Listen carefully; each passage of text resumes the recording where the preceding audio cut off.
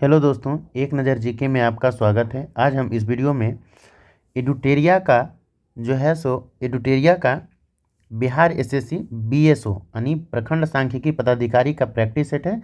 आज ये दूसरा सेट है, ठीक है। आज ये दूसरा सेट है तो दूसरा सेट आज होगा, ठीक है। तो चलिए मिलकर शुरुआत करते हैं। जो भी लोग नए होंगे चैनल पे वो लाइक शेयर और सब्सक्राइब जरूर कीजिएगा, ठीक है। तो चलिए आज का पहला क्वेश्चन है हमारा। आज का पहला क्वेश्चन देखिए कि 25वें फीफा विश्व कप 2034 की मेज़बानी किस देश को सौंपी गई है। 25वें फीफा विश्व कप 2034 को जो मेज़बानी है किस देश को सौंपी गई है। इसका करेक्ट आंसर कौन सा होगा। आप लोग कमेंट नहीं करते हैं, आप लोग कमेंट जरूर कीजिए, ठीक है, ताकि पता चले। तो जो 25वें फीफा विश्व कप 2034 की जो मेज़बानी है किस देश को सौंपी गई है, तो इस सौंपी गई है किसको, सऊदी अरब को सौंपी गई है। किसको सौंपी गई है, तो सऊदी अरब को सौंपी गई है, ठीक है। एक चीज़ यहाँ पे देख लीजिए, एक फैक्ट और, कि 25वां जो फीफा पुरुष फुटबॉल विश्व कप 2034 की मेज़बानी सऊदी अरब को, वही अगर बात करें 23वां पुरुष फीफा विश्व कप 2026 का आयोजन 2026 का जो है आयोजन कहाँ होगा, तब कनाडा, मैक्सिको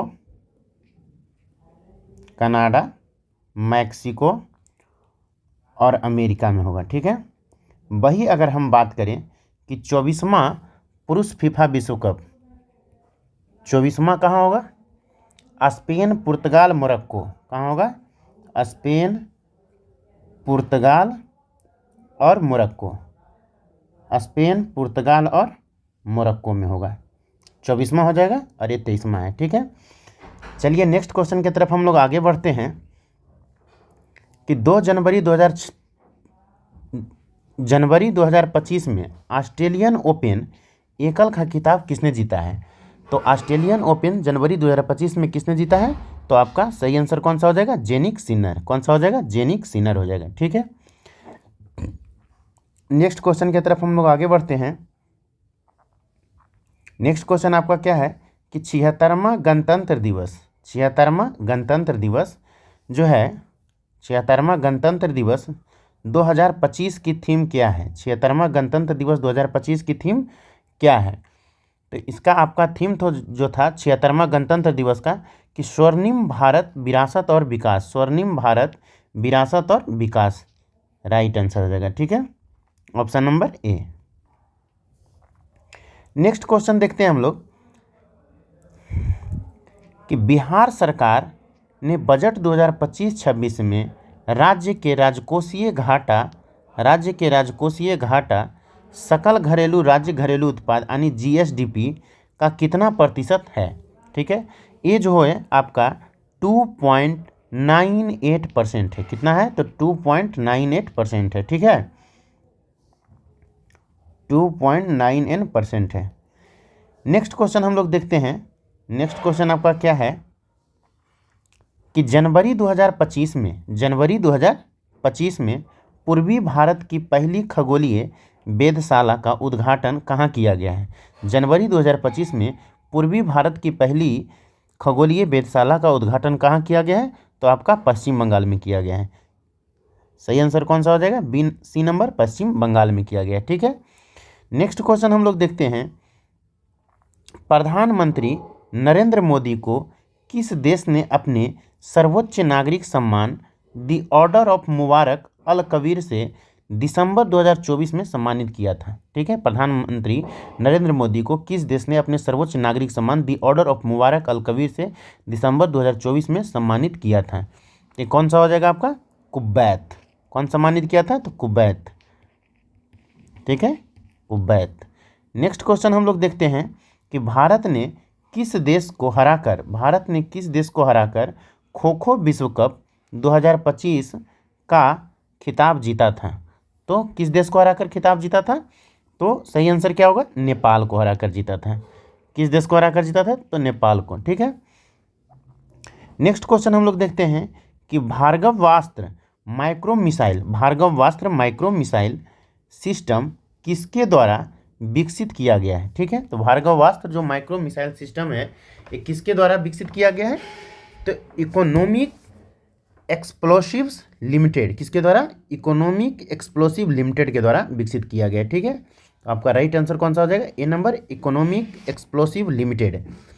नेक्स्ट क्वेश्चन हम लोग देखते हैं कि हाल ही में 9 नंबर क्वेश्चन है कि हाल ही में भारतीय अंतरिक्ष अनुसंधान संगठन इसरो का नया अध्यक्ष किसे नियुक्त किया गया है?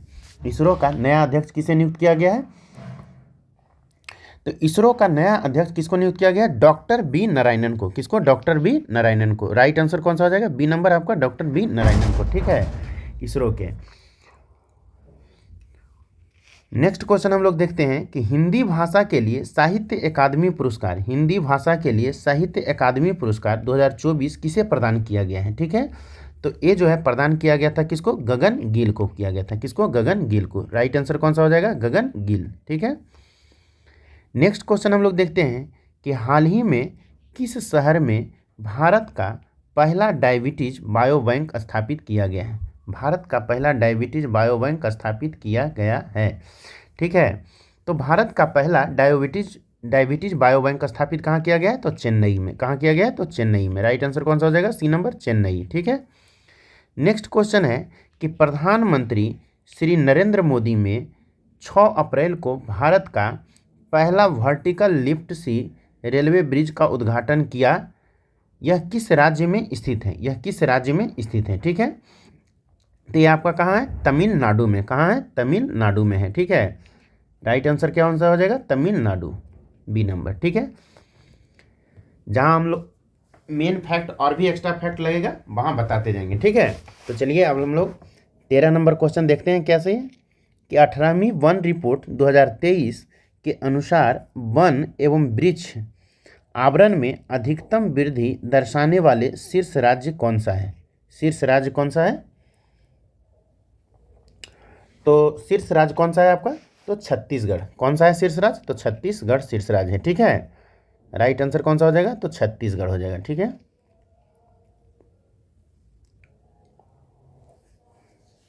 नेक्स्ट क्वेश्चन हम लोग देखते हैं 14 नंबर। हाल ही में अमेरिका के राष्ट्रपति डोनाल्ड ट्रंप ने किस संगठन से अलग होने की घोषणा किया है?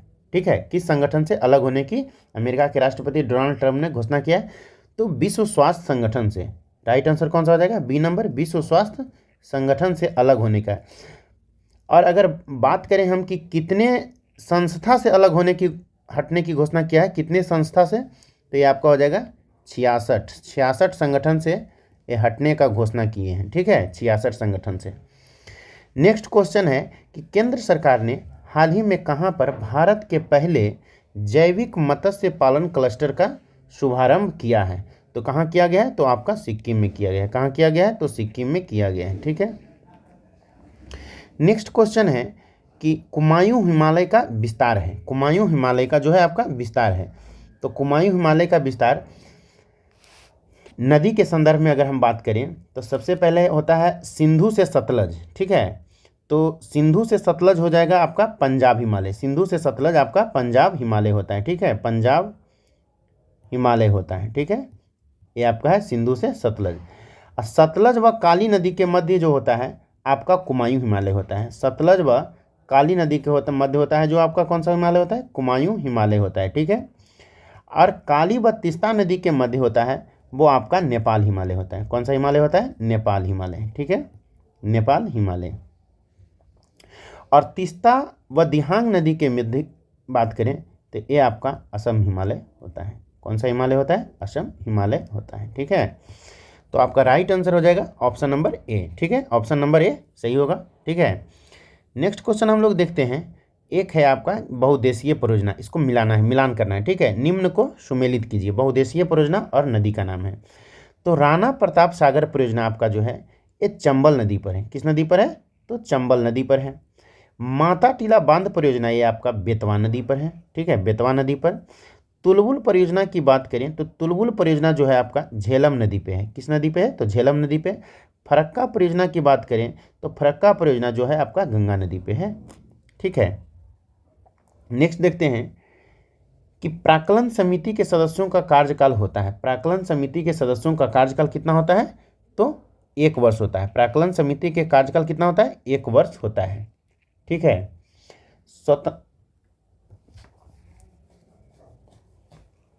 जो है देखिए एक क्वेश्चन यहाँ पे और जान लीजिए कि प्राक्कलन समिति का जो है गठन कब हुआ था। प्राक्कलन समिति का जो गठन हुआ था कब हुआ था? 1950 में। 1950 में हुआ था। ठीक है, और स्वतंत्रता के बाद पहली बार किसके सिफारिश पर? तो जॉन मथाई के सिफारिश पर। किसके सिफारिश पर?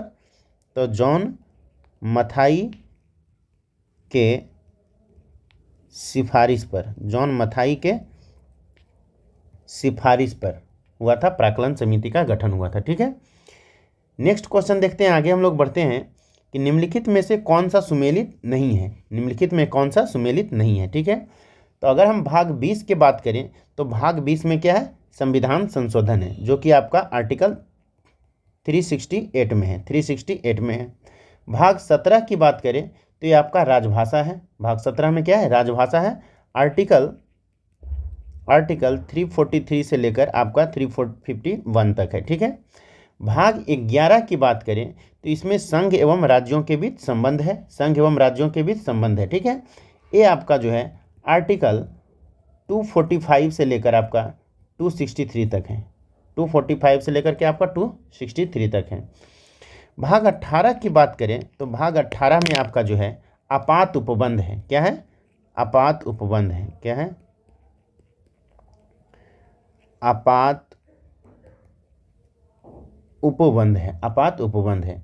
आपात उपबंध की बात करें तो 352 से लेकर आपका 360 तक है। ठीक है, 352 से लेकर 360 तक है। ठीक है, नेक्स्ट क्वेश्चन हम लोग देखते हैं कि निम्नलिखित में से किस अधिनियम ने भारतीयों को देश के प्रशासन में भागीदारी को सर्वप्रथम संभव बनाया था। ठीक है, तो ये जो आपका है संभव जो बनाया था, चार्टर अधिनियम 1833। ठीक है, चार्टर अधिनियम 1833 ने ही भारतीयों को देश के प्रशासन में भागीदारी को सर्वप्रथम क्या बनाया था?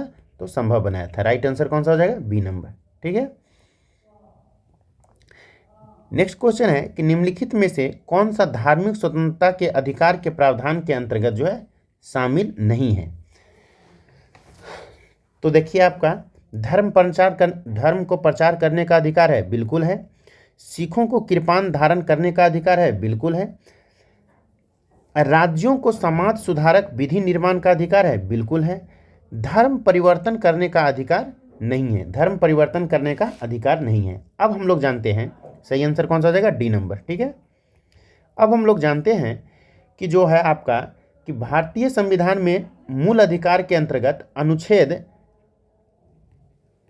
अनुच्छेद 25 से लेकर 28 तक 25 से लेकर 28 तक जो है आपका धार्मिक स्वतंत्रता का अधिकार का उल्लेख है। किसका उल्लेख है? धार्मिक स्वतंत्रता के अधिकार का उल्लेख है। अनुच्छेद 25 से 28 धार्मिक स्वतंत्रता के अधिकार का क्या है? उल्लेख है। ठीक है, धार्मिक स्वतंत्रता के अधिकार का उल्लेख है, जिसमें जो है धर्म प्रचार करने का अधिकार है। राज्यों को समाज सुधारक विधि निर्माण का अधिकार प्रदान किया गया है। ठीक है, तो अब हम लोग नेक्स्ट क्वेश्चन की तरफ आगे बढ़ते हैं। नेक्स्ट क्वेश्चन क्या है कि विधान परिषद के संबंध में निम्नलिखित कथनों में से कौन सा कथन जो है आपका गलत है? विधान परिषद के संबंध में निम्नलिखित में से जो है कौन सा कथन आपका गलत है? ठीक है, पहला ऑप्शन क्या है कि विधान परिषद में अधिकतम सदस्यों की संख्या कितनी है?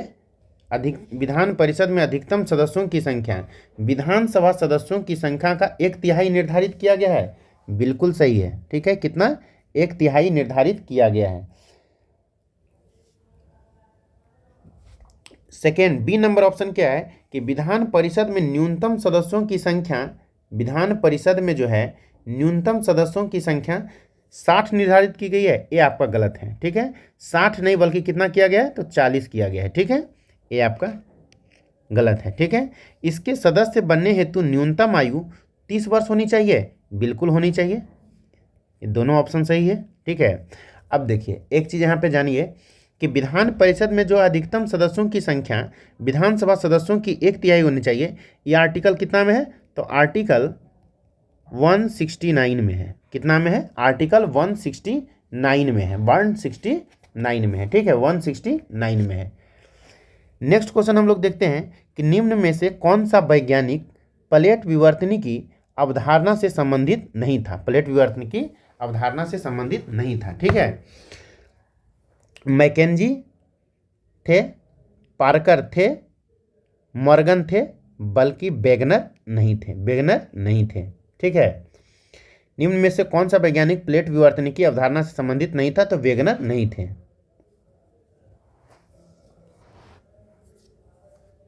नेक्स्ट क्वेश्चन हम लोग देखते हैं 24 नंबर, निम्नलिखित में कौन सा सुमेलित नहीं है? ठीक है, पनामा नहर। तो पनामा नहर जो है, पनामा नहर है जो अरल सागर एवं प्रशांत महासागर, स्वेज नहर लाल सागर एवं अरब सागर, और कील नहर जो है बाल्टिक सागर एवं उत्तरी सागर। कील नहर जो है बाल्टिक सागर एवं उत्तरी सागर, ये आपका सही है। ठीक है, कील नहर जो है आपका बाल्टिक सागर एवं उत्तरी सागर, ये आपका सही ऑप्शन है। ठीक है, क्वेश्चन पूछ रहा है कि कौन सा सुमेलित नहीं है। ठीक है, तो पनामा नहर, पनामा नहर की बात करें तो ये आपका जो है कैरिबियन सागर व प्रशांत महासागर के मध्य, पनामा नहर जो है कैरिबियन सागर एवं प्रशांत महासागर के मध्य है, कैरिबियन सागर एवं प्रशांत महासागर के मध्य है। ठीक है, स्वेज नहर, स्वेज नहर की बात करें तो लाल सागर एवं भूमध्य सागर के मध्य है, लाल सागर व भूमध्य सागर के मध्य है। ठीक है, तो आपका सही आंसर कौन सा हो जाएगा? Option number B. ठीक है, नेक्स्ट क्वेश्चन हम लोग देखते हैं कि भारत में अविश्वास प्रस्ताव के संबंध में निम्नलिखित कथनों पर क्या कीजिए? विचार कीजिए। ठीक है, अविश्वास प्रस्ताव, उपयुक्त में से सही कथन का चयन कीजिए। देखिए, भारतीय संविधान में कहीं भी अविश्वास प्रस्ताव का उल्लेख नहीं किया गया है, भारतीय संविधान में कहीं भी अविश्वास प्रस्ताव का उल्लेख नहीं किया गया है। सेकेंड नंबर आपका क्या है कि अविश्वास प्रस्ताव केवल लोकसभा में ही पुनः स्थापित किया जा सकता है, ये भी सही है। ठीक है, अविश्वास प्रस्ताव लाने हेतु न्यूनतम 50 सदस्यों का समर्थन आवश्यक है, ये भी सही है। ठीक है, तो आपका दोनों ऑप्शन सही है। ठीक है, फर्स्ट भी, सेकेंड भी और थर्ड भी। उपयुक्त में से सही कथन का चयन करने के लिए बोल रहा है, तो आपका डी नंबर ऑप्शन क्या हो जाएगा? सही हो जाएगा। ठीक है, नेक्स्ट क्वेश्चन हम लोग देखते हैं कि निम्नलिखित में से किस क्षेत्र में प्रवाल भित्ति नहीं पाई जाती है? प्रवाल भित्ति जो है नहीं पाई जाती है। कच्छ की खाड़ी में पाया जाता है, लक्षद्वीप और मिनी द्वीप में भी पाया जाता है, कैम्बे की खाड़ी में आपका नहीं पाया जाता, और मन्नार की खाड़ी में पाया जाता है। तो सही आंसर कौन सा हो जाएगा? कैम्बे की खाड़ी में। ठीक है, नेक्स्ट क्वेश्चन क्या है 27 नंबर कि निम्नलिखित में से कौन सा युग्म सुमेलित नहीं है? अब देखिए, अल्फ्रेड मार्शल सीमांत उपयोगिता विश्लेषण, अल्फ्रेड मार्शल सीमांत उपयोगिता विश्लेषण, ये आपका सही है। ठीक है, जेएम किन्स ब्याज का तरलता पसंदगी सिद्धांत दिए थे, ये भी सही है। कार्ल मार्क्स की अधिशेष मूल्य सिद्धांत, ये भी सही है। अमर्त्य सेन निर्धनता का दुष्चक्र सिद्धांत, ये नहीं, ये सुमेलित नहीं है, अमर्त्य सेन। ठीक है, ये जो है निर्धनता का दुष्चक्र सिद्धांत, ये कौन दिया था? या फिर आपका एक हो गया प्रच्छन्न बेरोजगारी, प्रच्छन्न बेरोजगारी। ठीक है, प्रच्छन्न बेरोजगारी का सिद्धांत किसने दिया था? प्रच्छन्न बेरोजगारी का सिद्धांत किसने दिया था? तो ये आपका रेगनर नर्क्स दिए थे। कौन दिए थे? रेगनर नर्क्स दिए थे। ठीक है, नेक्स्ट क्वेश्चन हम लोग आगे बढ़ते हैं 28 नंबर, सूची फर्स्ट को है सूची 2 से सुमेलित कीजिए तथा नीचे दिए गए कूट से सही उत्तर चुनिए। ठीक है, तो ए आपका बरौनी है, तो बरौनी आपका कहाँ है, बिहार में है। ठीक है, बात करें बोगाई गांव, तो बोगाई गांव आपका असम में है। ए आपका बीना, तो बीना जो है आपका कहाँ है, मध्य प्रदेश में। और कोयला, तो गुजरात। कोयला कहाँ है, गुजरात। तेल शोधनशाला, तेल शोधकशाला है। और ये आपका है कोयला नहीं, बल्कि यहाँ पे कोयली होना चाहिए। ठीक है, कोयली, कोयली, तो कोयली आपका कहाँ है, गुजरात में। ठीक है, अब मिलाते हैं। ए का 2 होगा, ए का 2। ठीक है, बी का 1, ए का 2, बी का 1, यानी डी नंबर ऑप्शन। ठीक है, 2 1 4 3। ठीक है, नेक्स्ट क्वेश्चन हम लोग देखते हैं। अब मिलाना है, सूची फर्स्ट को सूची 2 से मिलाइए। लौह अयस्क की खान की बात करें तो ये आपका कहाँ है, नौमुंडी में है। कहाँ है, नौमुंडी में। तांबे की खान की बात करें तो ये आपका बालाघाट में है। बॉक्साइट की खान की बात करें तो ये अमरकंटक में है। बॉक्साइट की खान कहाँ है, अमरकंटक में है। अब्रक की खान की बात करें तो ये आपका नेल्लौर में है। कहाँ है, तो नेल्लौर में है। ठीक है, अब मिलाइए। ए का 3, ए का 3 2 गो में है। ठीक है, बी का 1, 3 1। ठीक है, 3 1। ठीक है, 3 और 1 होगा। ठीक है, नेक्स्ट क्वेश्चन हम लोग देखते हैं कि जब जनसंख्या घनत्व का विश्लेषण निबल खेती योग्य क्षेत्र के माध्यम से गणना करके किया जाता है तो उस माप को क्या कहा जाता है। ठीक है, बहुत शानदार क्वेश्चन है कि जब जनसंख्या घनत्व का विश्लेषण निबल खेती योग्य क्षेत्र के माध्यम से गणना करके किया जाता है तो उस माप को क्या कहा जाता है। ठीक है, तो उस माप को क्या कहते हैं, आपको कायिक घनत्व कहा जाता है। क्या कहा जाता है, तो कायिक घनत्व कहा जाता है। ठीक है, नेक्स्ट क्वेश्चन देखते हैं कि निम्नलिखित में से कौन सा सुमेलित नहीं है। निम्नलिखित में से कौन सा सुमेलित नहीं है, निम्नलिखित। नेक्स्ट क्वेश्चन आपका कौन सा है कि निम्नलिखित में कौन सा सही सुमेलित नहीं है। निम्नलिखित में से कौन सा सही सुमेलित नहीं है। ठीक है, तो नागरहोल राष्ट्रीय उद्यान आपका कहाँ है, कर्नाटक में। ये आपका सही है, नागरहोल राष्ट्रीय उद्यान कहाँ है, तो कर्नाटक में। वायनाड वन्यजीव अभ्यारण्य कहाँ है, तो आपका तमिलनाडु में। वायनाड वन्यजीव अभ्यारण्य कहाँ है, तमिलनाडु में। सत्यमंगलम बाघ आरक्षित क्षेत्र कहाँ है, तो आपका तमिलनाडु में। पापीकोंडा राष्ट्रीय उद्यान, पापीकोंडा राष्ट्रीय उद्यान जो है, पापीकोंडा राष्ट्रीय उद्यान आंध्र प्रदेश में। तो ये आपका तीनों ऑप्शन सही है, ए सी डी। अब वायनाड जो है आपका कहाँ है, तो केरल में। वायनाड कहाँ है, तो केरल में है। ठीक है, वायनाड केरल में। तो क्या कहता है, निम्नलिखित में कौन सा सही सुमेलित नहीं है। निम्नलिखित में जो है कौन सा सही सुमेलित नहीं है, कौन सा सही सुमेलित नहीं है। ठीक है, तो ये आपका बी नंबर आंसर हो जाएगा कि वायनाड वन्यजीव अभयारण्य कहाँ है, तो केरल में है। कहाँ है, तो केरल में है। ठीक है, नेक्स्ट क्वेश्चन हम लोग देखते हैं।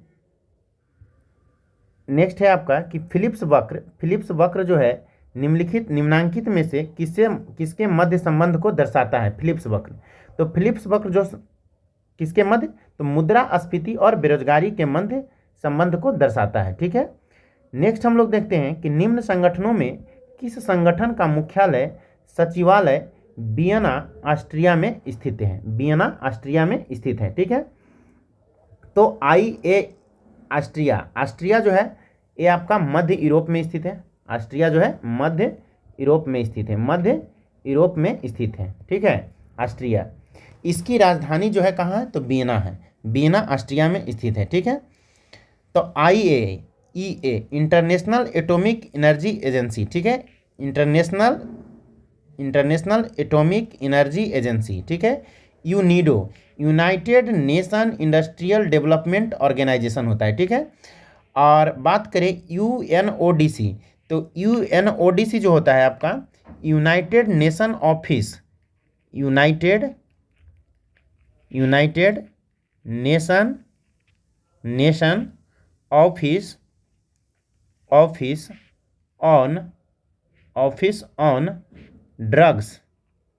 On drugs and crime. ठीक है, तो ये आपका तीनों का जो है सचिवालय वियना ऑस्ट्रिया में स्थित है। IAEA का, यूनिडो का और UNODC का। ठीक है, तो इसका सही आंसर क्या होगा, डी नंबर। ठीक है, नेक्स्ट क्वेश्चन हम लोग देखते हैं कि Indian institute of tropical metrology कहाँ स्थित है। तो ये आपका पुणे में स्थित है। Indian institute of tropical metrology कहाँ स्थित है? तो पुणे में। नेक्स्ट क्वेश्चन देखते हैं कि जनगणना 2011 के अनुसार देश में जो है पुरुष साक्षरता कितना % है। तो देश में जो है पुरुष साक्षरता दर की बात करें तो आपका जनगणना 2011 के अनुसार तो 80.9% है, 80.9% है, ठीक है। अगर कुल साक्षरता की अगर हम बात करें, कुल साक्षरता की बात करें, कुल साक्षरता की बात करें तो ये आपका कितना है? 73% है। कितना है आपका? तो 73% है, ठीक है। अगर पुरुषों की साक्षरता की बात करें तो कितना है? 18.9% है। महिला साक्षरता की अगर बात करें, महिला साक्षरता की बात करें तो महिला साक्षरता कितना है? कुल 64.6% है, ठीक है। नगरीय जनसंख्या की बात करें, नगरीय जनसंख्या की अगर हम बात करें तो ये आपका कितना है? 31.2% है, ठीक है। लिंगानुपात की बात करें, अगर हम लिंगानुपात की बात करें तो 943 है प्रति 1000 पुरुष पे, ठीक है। अगर डेंसिटी की बात करें, अगर हम डेंसिटी की बात करें तो डेंसिटी आपका कितना है? 382 व्यक्ति प्रति वर्ग किलोमीटर, 382 व्यक्ति प्रति वर्ग किलोमीटर, ठीक है। ये आपका पूरा हो गया, ठीक है। नेक्स्ट क्वेश्चन हम लोग आगे बढ़ते हैं कि स्टैंड अप इंडिया पहल का प्राथमिक उद्देश्य क्या है। तो स्टैंड अप इंडिया पहल का प्राथमिक उद्देश्य क्या है कि अनुसूचित जाति और अनुसूचित जनजाति महिला उद्यमियों के लिए बैंक ऋण की सुविधा प्रदान करना है, ठीक है। तो राइट आंसर कौन सा हो जाएगा? बी नंबर, ठीक है। नेक्स्ट क्वेश्चन देखते हैं कि राष्ट्रीय स्वच्छ वायु कार्यक्रम जो है कब प्रारंभ किया गया है। राष्ट्रीय स्वच्छ वायु कार्यक्रम कब प्रारंभ किया गया है? तो ये आपका 2019 में प्रारंभ किया गया है। राइट आंसर कौन सा हो जाएगा? 2019 हो जाएगा, ठीक है। नेक्स्ट क्वेश्चन देखते हैं, निम्नलिखित को सुमेलित कीजिए। प्रोजेक्ट एलिफेंट जो है ये आपका 1992 में, प्रोजेक्ट एलिफेंट ये आपका 1992 में, ठीक है। प्रोजेक्ट टाइगर की बात करें तो प्रोजेक्ट टाइगर आपका जो है 1973 में है। प्रोजेक्ट क्रोकोडाइल की बात करें तो 1975 में है, ठीक है। प्रोजेक्ट क्रोकोडाइल की बात करें तो 1975 में है। और वही बात करें कि इंडियन राइनो विजन तो 2005 में, इंडियन राइनो विजन कितना है? 2005 में। तो अब मिलाते हैं, प्रोजेक्ट एलिफेंट 1992, 4 हो जाएगा, और कौन सा? बी नंबर 2 हो जाएगा, ठीक है। और क्रोकोडाइल की बात करें तो 1 हो जाएगा, और इंडियन राइनो विजन की बात करें तो 3 हो जाएगा, 4, 2, 1, 3, ठीक है। तो अब हम लोग मिलाते हैं, 4, 2, 1, 3, तो किस नंबर में? सी नंबर ऑप्शन में है, 4, 2, 1, 3। राइट आंसर क्या हो जाएगा? सी नंबर 4, 2, 1, 3 हो जाएगा, ठीक है। हाँ, तो नेक्स्ट क्वेश्चन क्या है कि सहरिया तथा गर्सिया जनजाति किस राज्य या केंद्र शासित प्रदेश में पाई जाती है। तो सहरिया तथा गर्सिया जनजाति जो है आपका कहाँ पाया जाता है? तो वो आपका राजस्थान में पाया जाता है, ठीक है, राजस्थान में पाया जाता है। असम में कौन हो गया? तो असम में पाया जाता है अबोर पाया जाता है, मिकिर पाया जाता है, मिकिर। एक आपका हो गया दिमारा पाया जाता है, ठीक है, असम में पाया जाता है, ठीक है। और मध्य प्रदेश की बात करें तो मध्य प्रदेश में आपका लंबाडी, मध्य प्रदेश में आपका कौन जनजाति पाया जाता है? तो लंबाडी और मुरिया जनजाति पाया जाता है, ठीक है। नेक्स्ट क्वेश्चन की तरफ हम लोग आगे बढ़ते हैं कि शून्य अंश अक्षांश तथा शून्य अंश देशांतर अवस्थित है। शून्य अंश अक्षांश तथा शून्य अंश देशांतर अवस्थित है कहाँ? तो आपका अटलांटिक महासागर में अवस्थित है। कहाँ अवस्थित है? तो अटलांटिक महासागर में। नेक्स्ट क्वेश्चन देखते हैं क्या है कि पायरहेलियोमीटर जिसका अनुप्रयोग सौर विकिरण मापने में किया जाता है, यह किस नियम पर आधारित है? तो पायरहेलियोमीटर जो है आपका स्टीफन के नियम पर आधारित है। किस नियम पर आधारित है? तो स्टीफन के नियम पर आधारित है। स्टीफन का नियम ई जो होता है डायरेक्टली प्रोपोर्शनल टी पर पावर 4। स्टीफन के स्थिरांक का मान जो होता है आपका कितना होता है? तो 5.67 इंटू 10⁻⁻8 W प्रति मीटर स्क्वायर प्रति, ठीक है। तो इसका इतना स्थिरांक का मान होता है, ठीक है। नेक्स्ट क्वेश्चन हम लोग आगे देखते हैं, कौन सा है कि निम्नलिखित में से कौन सा सही है, निम्नलिखित में से कौन सा सही है, ठीक है। ध्वनि की चाल पर दाब का कोई प्रभाव नहीं पड़ता है। बिल्कुल सही है कि ध्वनि की चाल पर दाब का कोई प्रभाव नहीं पड़ता है। नेक्स्ट क्वेश्चन है कि आर्द्रता बढ़ने पर ध्वनि की चाल क्या हो जाती है, कम हो जाती है। ये बिल्कुल गलत है, ये बिल्कुल क्या है, गलत है। ठीक है, ध्वनि की चाल, आर्द्रता बढ़ने पर ध्वनि की चाल कम हो जाती है, ये क्या है, गलत है। तो कौन सा सही होगा, कौन सा, केवल 1 नंबर। ठीक है, सही आंसर केवल 1 होगा। अब देखिए, ध्वनि जो होता है, ध्वनि यांत्रिक तरंग, यांत्रिक अनुदैर्ध्य तरंग होता है, यांत्रिक अनुदैर्ध्य तरंग होता है। यांत्रिक होने के लिए, यांत्रिक होने के कारण इसको जो है संचरण होने के लिए, संचरण के लिए क्या होती है, माध्यम की, संचरण के लिए माध्यम की आवश्यकता होती है, माध्यम की आवश्यकता होता है। ठीक है, ध्वनि तरंगे निर्वात में संचरण नहीं करती है, निर्वात में संचरण नहीं करती है। ठीक है, नेक्स्ट देखते हैं हम लोग कि समतल दर्पण में बना प्रतिबिंब की स्थिति एवं प्रकृति कैसी होती है। तो समतल दर्पण में प्रतिबिंब की स्थिति जो होती है आपका काल्पनिक एवं वस्तु के बराबर होता है, काल्पनिक एवं वस्तु के बराबर होता है। ठीक है, नेक्स्ट क्वेश्चन देखते हैं कि चंद्रमा की सतह पर पलायन वेग का मान लगभग कितना होता है। चंद्रमा की सतह पर पलायन वेग का मान लगभग कितना होता है, तो 2.4 किलोमीटर होता है, 2.4 किलोमीटर। अब पृथ्वी की सतह पर पलायन वेग का मान कितना होता है, तो 11.2 किलोमीटर प्रति सेकेंड, 11.2 किलोमीटर प्रति सेकेंड होता है। ठीक है, नेक्स्ट क्वेश्चन देखते हैं हम लोग, क्या है, निम्नलिखित को सुमेलित कीजिए। ठीक है, तो ऑडियोमीटर क्या है, ए नंबर, ऑडियोमीटर। ऑडियोमीटर क्या करता है कि ध्वनि की तीव्रता मापने का काम करता है ऑडियोमीटर। ओडोमीटर की बात करें तो वाहन द्वारा तय की गई दूरी, वाहन द्वारा तय की गई दूरी को मापने में काम होता है। अल्टीमीटर की बात करें तो विमान की ऊंचाई मापने में होता है, अल्टीमीटर विमान की ऊंचाई में। ऑक्जेनोमीटर, तो ऑक्जेनोमीटर पौधे की वृद्धि मापने में। तो अब मिला सकते हैं कि ए का 2 होगा, ए का 2 है। ठीक है, बी 1, 2 1 3 4, 2 1 3 4, तो 2 1 3 4 किस में है, बी नंबर ऑप्शन। ठीक है, 2 1 3 4। नेक्स्ट क्वेश्चन देखते हैं कि यदि लकड़ी लोहे व मोम के समान आकार के टुकड़े को समान ऊंचाई से पृथ्वी पर गिराया जाए, यानी वायु क्या हो, अनुपस्थित हो, माने वायु नहीं हो निर्वात में, तो उनके पृथ्वी पर पहुंचने का क्रम जो है क्या होगा। तो निर्वात में जो होता है, कोई भी वस्तु को गिराने पर वो तीनों एक साथ पहुंचता है। ठीक है, तीनों एक साथ। अब देखिए, गुरुत्वीय त्वरण का मान किसी भी वस्तु के द्रव्यमान पर निर्भर नहीं करता है। याद रखिएगा कि गुरुत्वीय त्वरण का मान जो है वस्तु के द्रव्यमान पर निर्भर नहीं करता है, वस्तु के द्रव्यमान पर निर्भर नहीं करता है। ठीक है, याद रखिएगा। नेक्स्ट क्वेश्चन देखते हैं कि जब एक ध्वनि तरंग एक माध्यम से दूसरे माध्यम में जाती है तो निम्नलिखित में से कौन सी राशि अपरिवर्तित रहती है।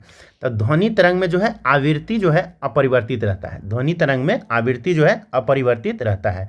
और ध्वनि तरंग कैसा तरंग है, तो अनुदैर्ध्य तरंग है। ध्वनि तरंग कैसा तरंग है, तो अनुदैर्ध्य तरंग है।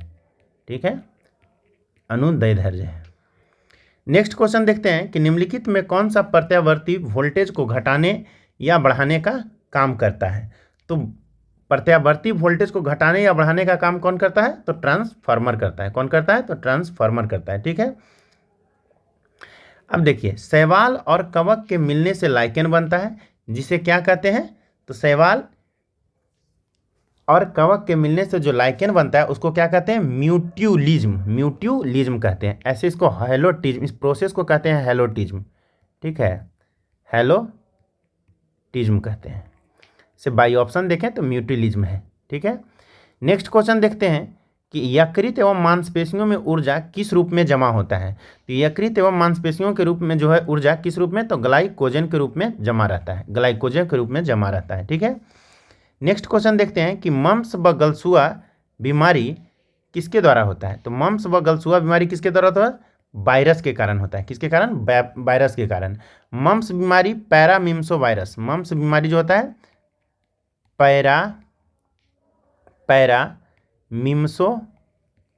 पैरामिम्सो वायरस के कारण होता है, पैरामिम्सो वायरस के कारण होता है। ठीक है, नेक्स्ट क्वेश्चन देखते हैं कि निम्नलिखित में कौन सा कारण मानव रक्त की श्यानता के लिए जिम्मेदार है? मानव रक्त की श्यानता के लिए जिम्मेदार है तो रक्त में प्रोटीन की मात्रा, रक्त में प्रोटीन की मात्रा मानव रक्त की श्यानता के लिए जिम्मेदार होता है।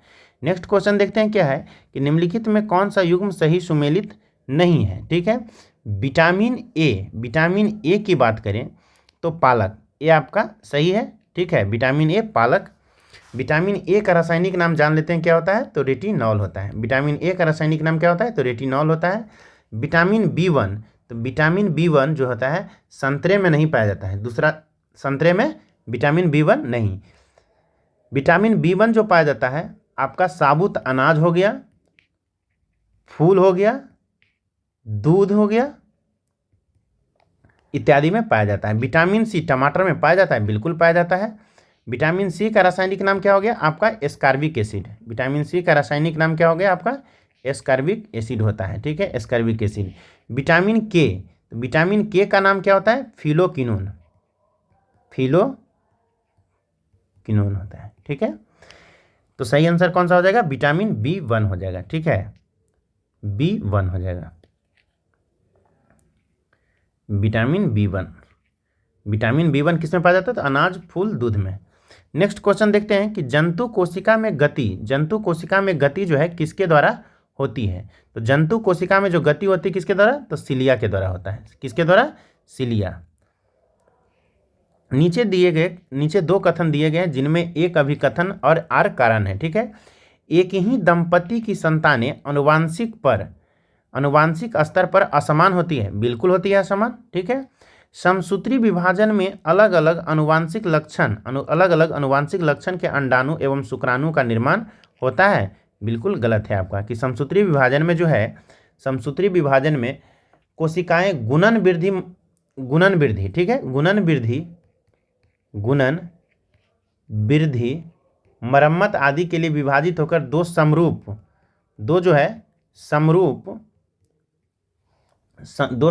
संतति कोशिकाएं बनाती है। दो समरूप संतति कोशिकाएं जो है कोशिकाएं बनाती है। ठीक है, बनाती है। ठीक है, तो इसका सही आंसर क्या हो जाएगा आपका? कि एक ए जो है आपका, ए आपका जो है सत्य है, और लेकिन कारण आर जो है क्या है? आपका असत्य है। ठीक है, नेक्स्ट क्वेश्चन देखते हैं कि चमगादड़ जो है किस कारण से पक्षियों से जो होता है भिन्न होता है? चमगादड़ किस कारण से पक्षियों से भिन्न होता है? ठीक है, तो चमगादड़ जो पक्षियों से भिन्न होता है किसके कारण? डायफ्राम की उपस्थिति के कारण भिन्न होता है। नेक्स्ट क्वेश्चन हम लोग देखते हैं कि निम्नलिखित में से कौन सा पादप हार्मोन गैसीय अवस्था में होता है? कौन सा पादप हार्मोन गैसीय अवस्था में होता है?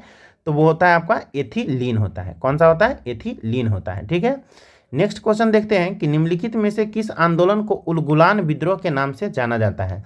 तो उलगुलान विद्रोह के जिस आंदोलन को जानते हैं उसका नाम क्या है? बिरसा मुंडा आंदोलन है। बिरसा मुंडा आंदोलन है, बिरसा मुंडा आंदोलन। बिरसा मुंडा का जन्म जो हुआ था, बिरसा मुंडा को जो आपका जन्म हुआ था 15 नवंबर 1875 को हुआ था। कब हुआ था? 15 नवंबर 1875 को हुआ था। और बिरसा मुंडा जो आंदोलन हुआ था, आंदोलन की बात करें तो ये आपका 1895 से 1900 के बीच हुआ था। 1895 से 1900 के बीच इनका जो मृत्यु हुआ था, ये आपका 9 जून 1900 को हुआ था। ठीक है, और बात करें कि बिरसा मुंडा की जयंती, तो बिरसा मुंडा की जो जयंती मनाया जाता है, जयंती जो मनाया जाता है कब? 15 नवंबर को मनाया जाता है। जयंती 15 नवंबर को मनाया जाता है। ठीक है, नेक्स्ट देखते हैं कि बॉम्बे प्रेसिडेंसी एसोसिएशन का गठन कब किया गया था? बॉम्बे प्रेसिडेंसी एसोसिएशन का जो है आपका गठन कब किया गया था? तो बॉम्बे प्रेसिडेंसी एसोसिएशन का गठन जो किया गया था आपका 1885 में किया गया था। कब किया गया था? 1885 में। कौन किए थे? तो बदरुद्दीन तैयब जी किए थे। बदरुद्दीन बदरुद्दीन तैयब जी किए थे, बदरुद्दीन तैयब जी। और फिरोज शाह मेहता, फिरोज शाह मेहता किए थे। और आपका कौन किए थे? केटी तैलंग। कौन किए थे? केटी तैलंग किए थे।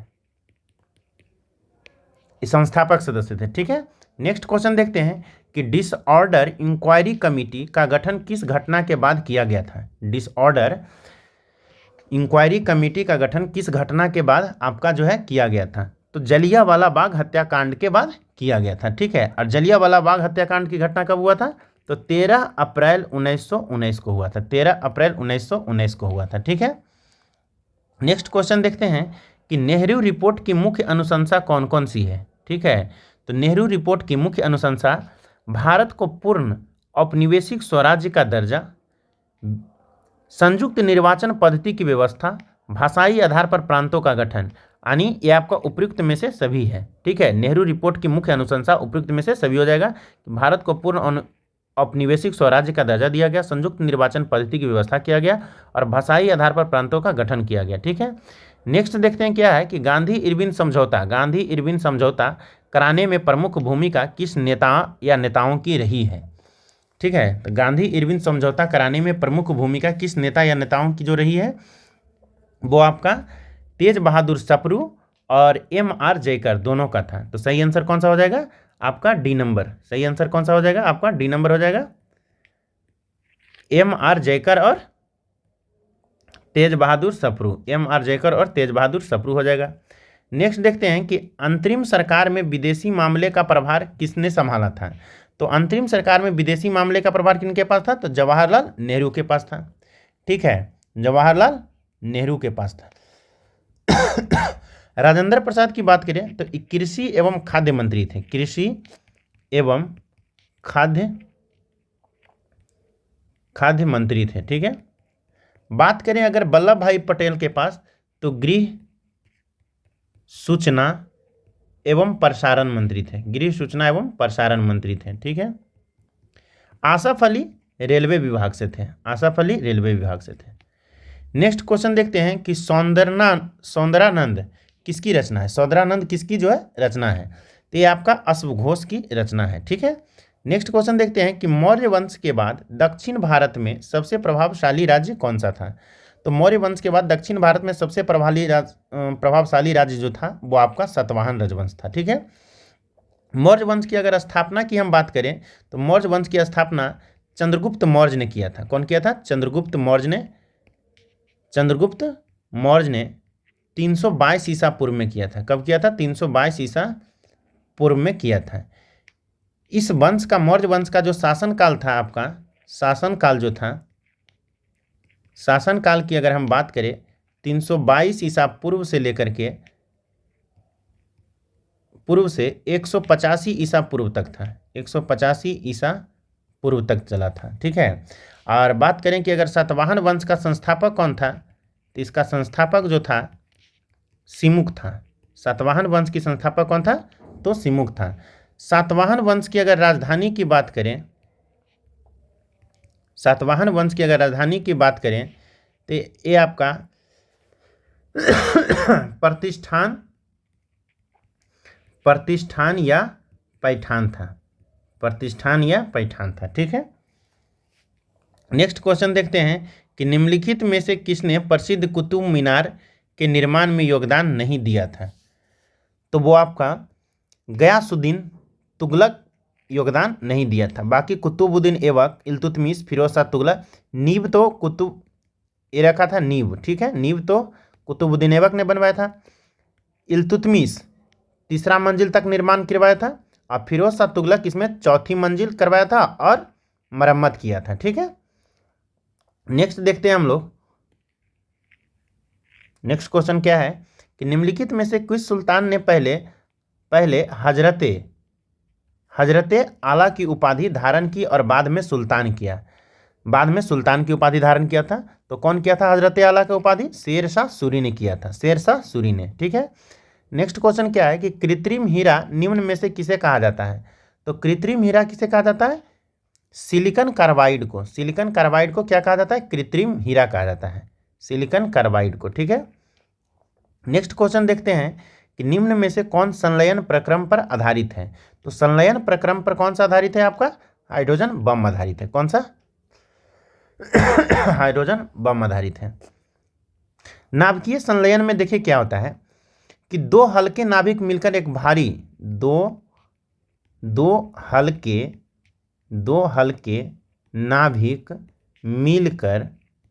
हल्के नाभिक मिलकर एक भारी अस्थाई नाभिक का क्या करता है? निर्माण करता है। एक भारी अस्थाई नाभिक का निर्माण करते हैं। नाभिक का क्या करते हैं? निर्माण करते हैं। नेक्स्ट क्वेश्चन क्या है कि निम्नलिखित में से कौन सा मिश्र धातु नहीं है?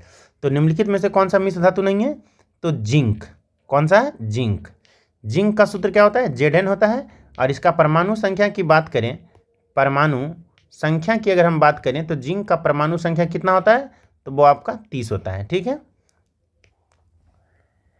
नेक्स्ट देखते हैं क्या है कि अमोनियम सल्फेट का रासायनिक सूत्र क्या होता है? अमोनियम सल्फेट का, तो अमोनियम सल्फेट का जो रासायनिक सूत्र होता है NH4 का होल ट्वाइस .SO4 होता है। ठीक है, NH4 का होल ट्वाइस SO4 होता है। ऑप्शन नंबर ए आपका सही आंसर हुआ। ठीक है, नेक्स्ट क्वेश्चन देखिए कि CO2 में जो है कार्बन की संकरण अवस्था क्या होती है? तो वो आपका sp होता है। क्या होता है? sp होता है। ठीक है, नेक्स्ट क्वेश्चन क्या है, जब पानी जम जाता है तो उसके घनत्व पर क्या प्रभाव पड़ता है? जब पानी जम जाता है तो उसके घनत्व पर क्या प्रभाव पड़ता है? तो घनत्व जो होता है उसका क्या हो जाता है? कम हो जाता है।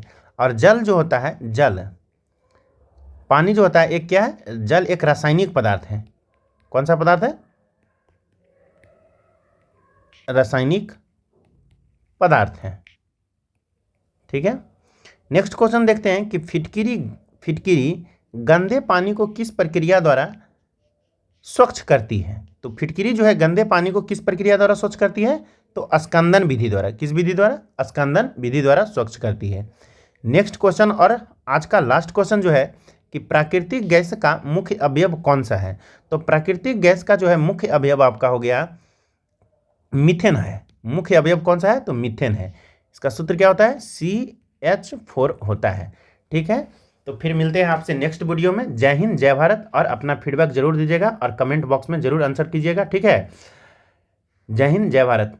जो भी चैनल पे नए होंगे वो लाइक, शेयर और सब्सक्राइब जरूर कीजिएगा। ठीक है।